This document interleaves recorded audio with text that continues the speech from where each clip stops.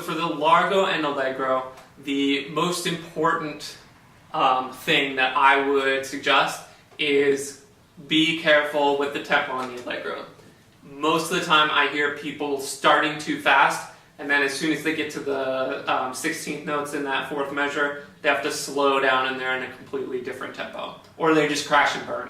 So I would go no faster than 56. I think that's going to be very impressive. Here's what that sounds like. Bum, bum, bum, bum. 1, 2, 3, 4, 5.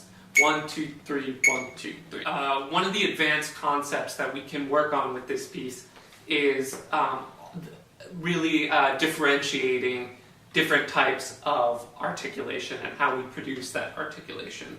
So think about your breath and your tongue as two separate mechanisms that help us articulate, and sometimes we want to have a steady airstream with our tongue just interrupting to create the articulation, and sometimes we want to have our airstream and our tongue working together to create separate bursts of articulation.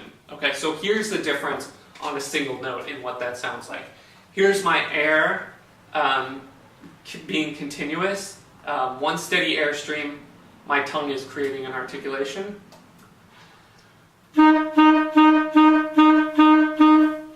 Okay, here is my tongue and my airstream working together to create separate articulations.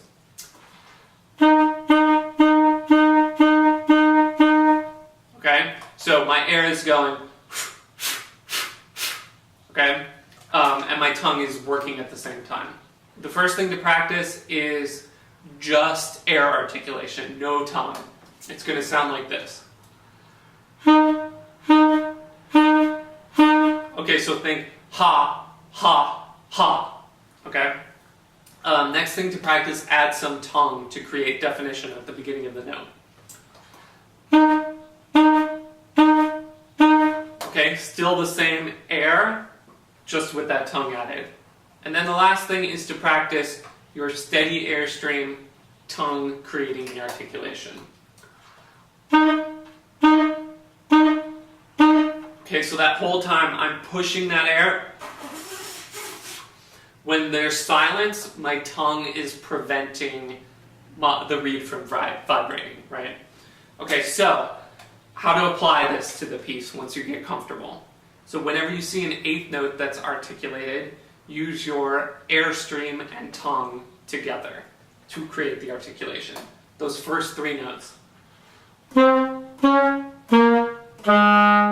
Okay, it creates a nice little bounce. When you have 16th notes, on the other hand, keep your airstream going so that you can play fast. Okay,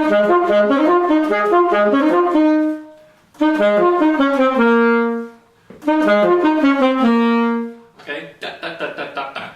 And then my last tip for you is to make sure that your 30-second notes aren't just fast notes, okay? They're actually mathematically half as fast as your 16th notes. Okay, so if you're thinking a 1, a 2, a 3, a 1, a 2, a 3, a for your 16ths, 30 seconds are 1 and a 2 and a 3 and a 1 and a 2 and a 3 and a. So you want to count that fourth measure, 1, a 2, a 3 and 1, a 2 and 3 and. Okay?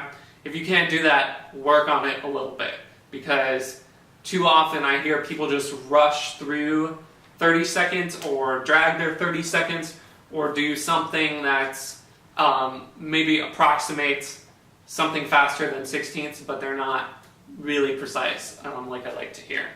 Okay, I hope that was helpful for you. If you have any questions, feel free to email me. You can find my contact information at my website, maxschwimmer.com. Good luck!